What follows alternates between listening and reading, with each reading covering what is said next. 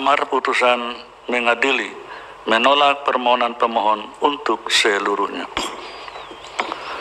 Pendapat berbeda terhadap putusan Mahkamah Konstitusi aku dua orang hakim konstitusi, yaitu Hakim Konstitusi Manahan MP Sitompul dan Hakim Konstitusi M. Guntur Hamzah, memiliki pendapat berbeda.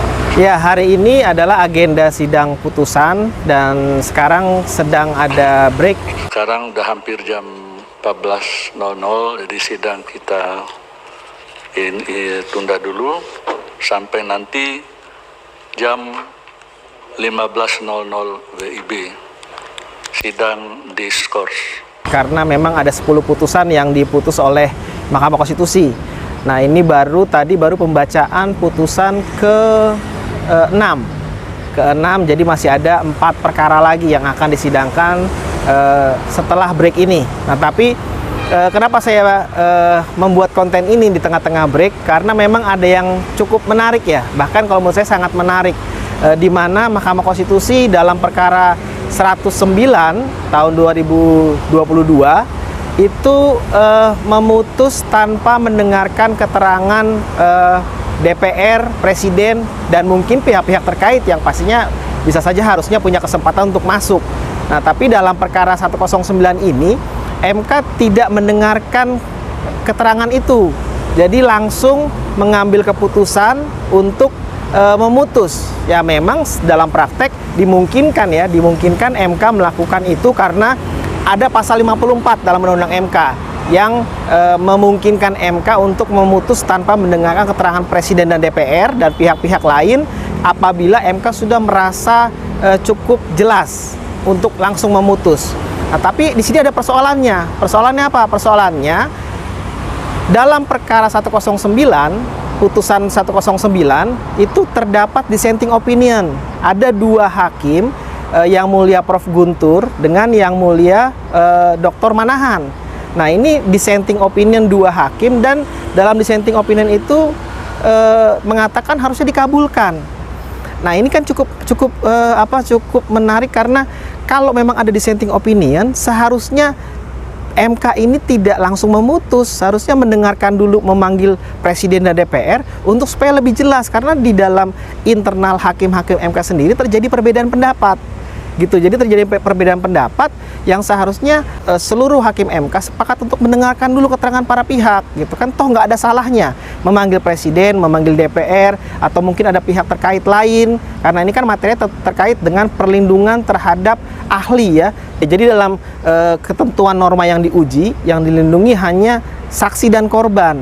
Nah, bagaimana dengan ahli? Padahal ahli juga seringkali mendapatkan ancaman pidana saat memberikan keterangan ahli. Nah, dalam konteks ini seharusnya penting untuk dipanggil. Bahkan bisa juga dipanggil lembaga-lembaga ataupun organisasi tempat perkumpulannya para ahli. Nah, itu seharusnya MK lebih bijak atau lebih mempertimbangkan dalam kode etik hakim itu ada yang namanya kecermatan dalam memutus. Nah, ketika ada perbedaan pendapat antara hakim, apalagi ini sampai 2 hakim ya, harusnya MK kemudian melihat bahwa ini ada persoalan yang cukup serius yang harusnya dilibatkan pihak-pihak, dipanggil pihak-pihak DPR, Presiden, didengarkan, didalami dulu. Kenapa dalam pembentukan norma itu ahli tidak masuk ke dalamnya. Nah, tapi ini MK malah memilih langsung untuk memutus. Nah, ini cukup bagi saya ya, ini cukup ironis ya, cukup disayangkan karena kasihan pemohon yang sebenarnya juga punya harapan untuk bisa mendengarkan keterangan Presiden, mendengarkan keterangan DPR, jadi terabaikan dengan sikap MK seperti ini.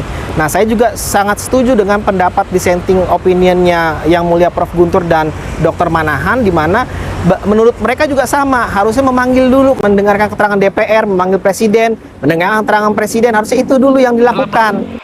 Tidak adanya norma ahli dalam pasal 10 Undang-Undang AKO seyogianya perlu ditelusuri lebih jauh dengan mendengarkan keterangan pemerintah dan DPR untuk mengetahui original intent dari norma pasal AKO. Sebab jika berdasarkan konsideran menimbang dan penjelasan umum Undang-Undang AKO serta pasal 28 ayat 3 Undang-Undang AKO yang telah memberikan perlindungan kepada ahli oleh LPSK, serta berdasarkan penalaran yang wajar dan penafsiran yang sistematis, maka ahli pun seharusnya tidak dapat dituntut secara hukum, baik pidana maupun perdata, sebagaimana halnya terhadap saksi, korban, dan saksi pelaku.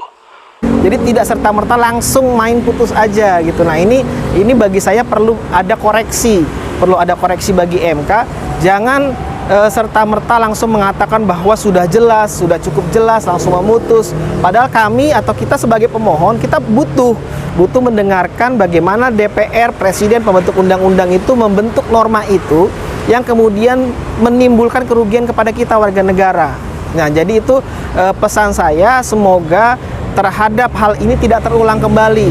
Jadi saya berharap agar MK lebih bijaksana, lebih cermat dalam memutus. Kalau memang ada perdebatan di dalam RPH yang bahkan kalau concurring masih mending ya. Kalau concurring itu artinya pada prinsipnya dia setuju, tapi dia punya pendapat atau punya analisis yang berbeda, tapi tetap putusannya sama dengan hakim yang lain. Tapi kalau dissenting ini itu memiliki perbedaan dalam hal menentukan putusan.